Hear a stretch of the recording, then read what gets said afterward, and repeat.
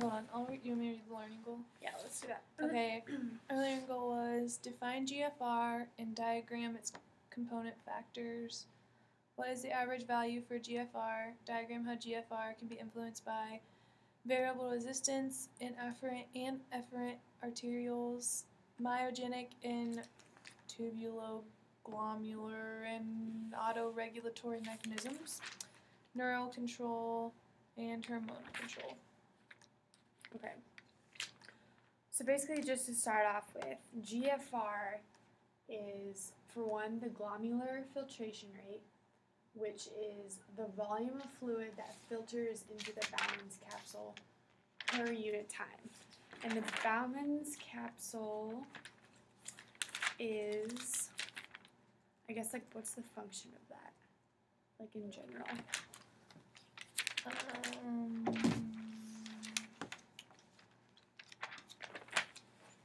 It's a part of, okay, so like the Bowman's capsule is like part of the nephron, which is like the functional unit. And then I think it's to filter the Bowman's capsule. It's like the filtering unit, I think. The Bowman's capsule is? It says the endothelium of the glomerulus is fused to the epithelium of Bowman's capsule so that the fluid filtering out of the capillaries passes directly into the lumen of the tubula. The combination of glomerulus and Bowman's capsule is called the renal corpuscus. And then the Bowman's capsule filters fluid flow into the proximal tube. Okay, so like it's basically filtering the fluid. Yeah. Yeah. Okay. So basically what the book said is it has this filtration rate is on average like 125 milliliters per minute or 180 liters per day, which clearly is a lot. So the kidneys themselves filter the entire plasma volume 60 times a day or 2.5 times every hour. So it's just like constantly moving through the kidneys. And they said this process is similar to gas exchange at the alveoli. So basically like pressure is gradients is like what it depends on. Like the flow through the top filters it is like the pressure gradients throughout the. Okay. Yeah. And like in the alveoli, it's dependent upon the surface area of the alveoli, and like in this rate, it's also dependent upon the surface area of the surface area for filtration. So it's kind of Oh yeah, there's your equation. Yeah. So the equation that we use, so the GFR is influenced by one, the net filtration pressure, and the filtration coefficient. So it's pH, which is just basically your blood pressure, minus pi, which is referred to as the pressure gradient. It's the colloid osmotic pressure. Due to proteins in the plasma. But not in the Bowman's capsule. Okay. And then the pressure of the fluid, fluid pressure created by fluid in the Bowman's capsule. Okay. So that's it creates a fluid pressure that opposes fluid movement into the capsule. Right. And like you said, it was like on average, or it is 10 millimeters of mercury. And it just like opposes it.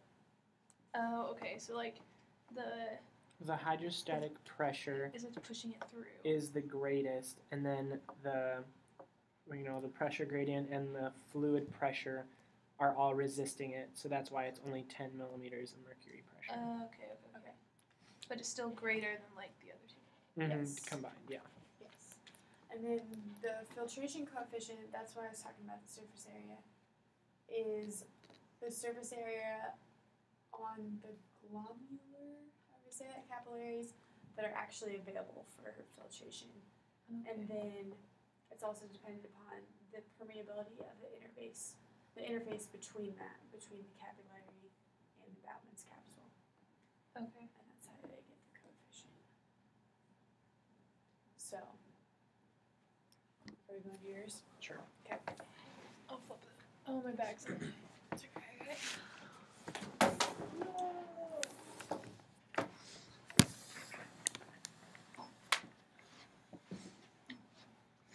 I'll just be over here out of sight. Yeah.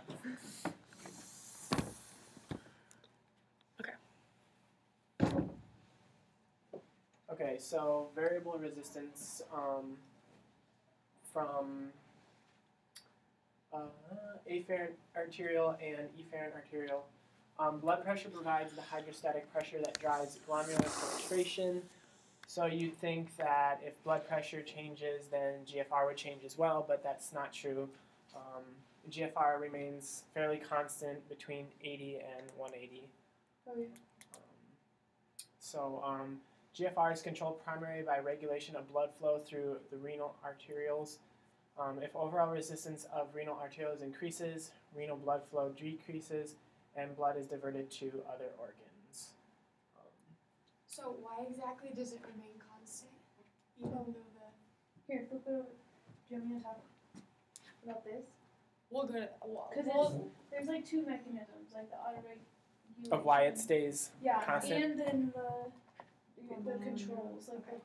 So that's We'll like get to it. yeah, Okay, so that's why it basically stays why. constant will be to be continued. To be determined. Okay, so if resistance increases in the afferent arteriole, don't mind my bad drawing, but this is the afferent arteriole right here. If resistance increases, so say if you just like pinch it a little bit, then hydrostatic pressure decreases on the glomerular side, and then GFR is going to decrease. So not as much is coming in, so not as much is going to go out. Reversely, if resistance increases in the efferent arteriole right here, then the blood is going to dam up or pool here, because just think of a clamp being there, and hydrostatic pressure in the glomerular capillaries increases, and so then GFR is going to increase, trying to disperse the excess. So you said in the afferent, if you have resistance there, the GFR is going to go down? Yeah, because there's an... Because GFRs like flow through there. Yeah, not as much is coming in, so not as much is coming out. Right. But if resistance increases in the... Here, Right. efferent, which is that's where it's like exiting, Right. then obviously the same amount is coming in, so it's got to go somewhere, so that's why this increases. That makes sense. So, what hydrostatic pressure, that's like your driving force. Yes. What's coming in? Yeah. Hydrostatic? And it's the blood pressure that provides the hydrostatic pressure. Okay. Okay. Blood flowing through the capillaries. Okay. Mm-hmm. Good. Okay, that makes sense. Good. Allie, you ready? Yeah, mine's basically like branching off of that. And don't look at my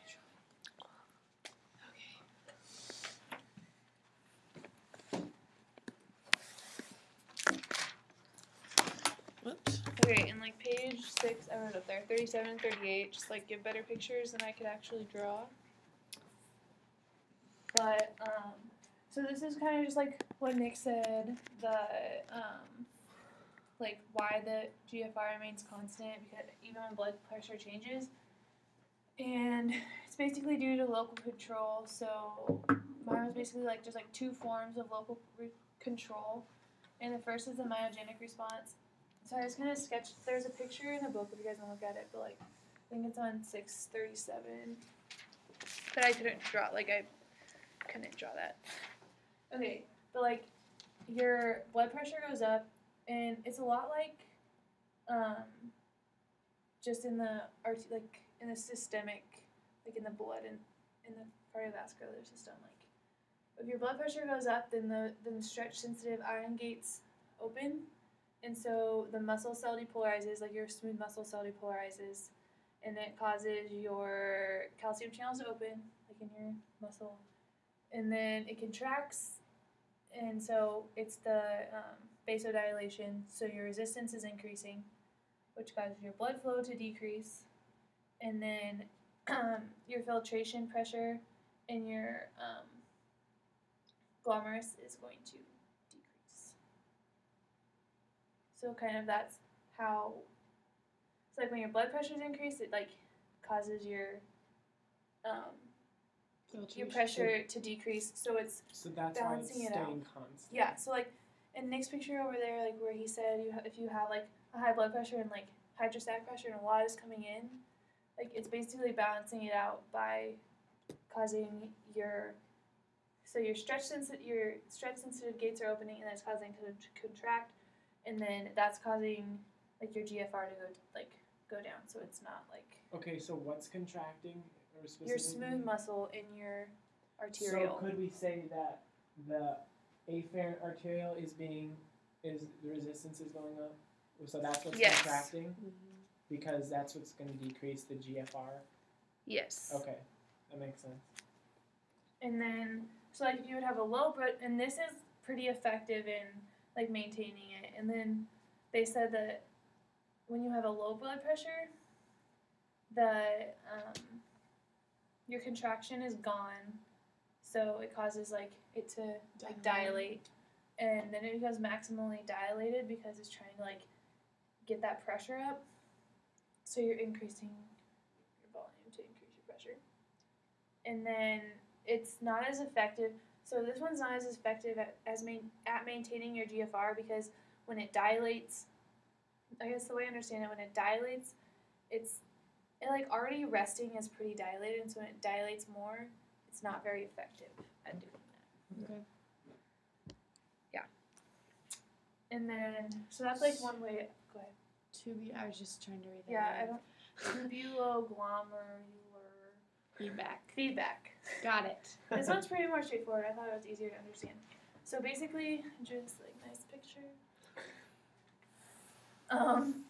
And okay, so first, like this is your little glomerular thing, and this is like your nephron. That's your Bowman's capsule right there. Bowman's capsule. This is like your nephron. This is your. It's like that loop. That's your loop of Yes. Yeah.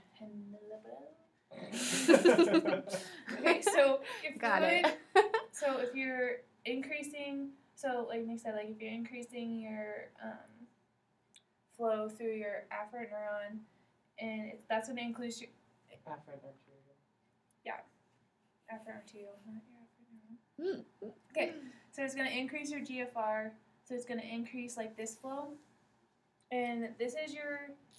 So it's going to increase. Well, everything's like increased flow throughout here, and then this is your macula densa, and it like secretes paracrines depending on flow, and so that's gonna. So when it increases flow past your macula densa, it's gonna release paracrines that act on your arterial, which is gonna cause it to constrict, which isn't gonna allow as much flow in through your afferent arterial, which is gonna like decrease your GFR, and so basically that's how it's regulated. Makes sense. Okay, pretty straightforward. So it's just basically paracrines. Yeah. Okay. Or your macula densa. Got it. Okay. It's more effective. It's more effective to Like decrease GFR than it is to increase. yeah, because Yeah. yeah. Okay. Okay. So I did neural and hormonal control, and these are both pretty straightforward. So basically, neural control is just based off of alpha receptors on afferent and efferent arterioles. So Alpha receptors are Alpha is parasympathetic.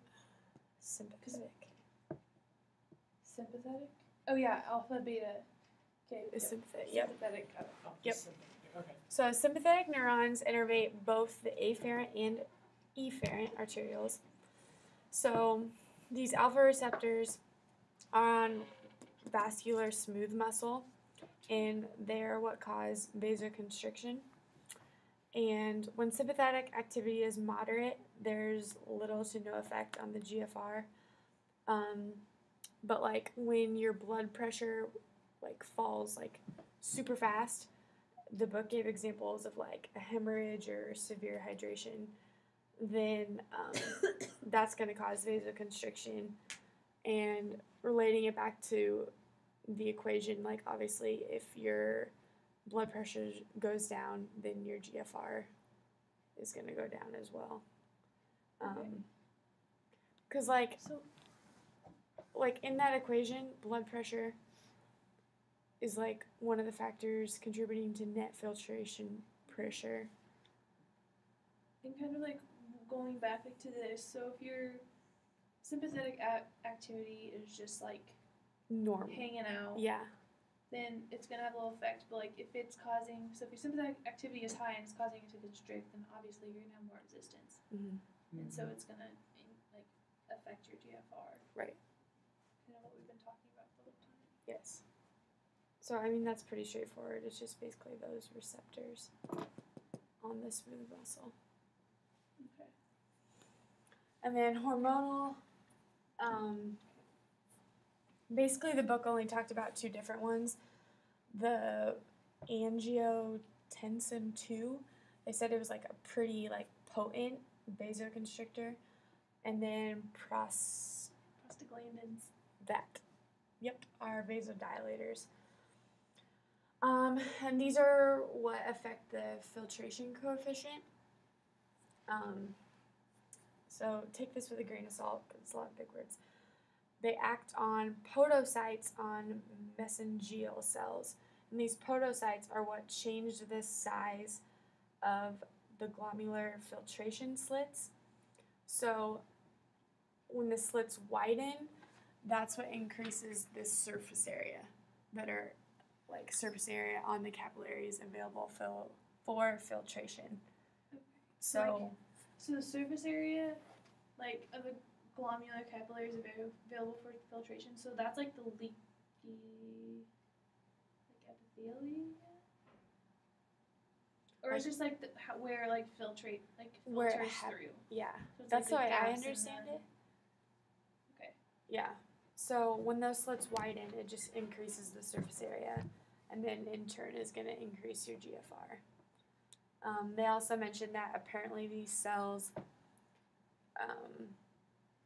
basically they just said it's kind of like an iffy thing right now, and there's still a lot to learn about it.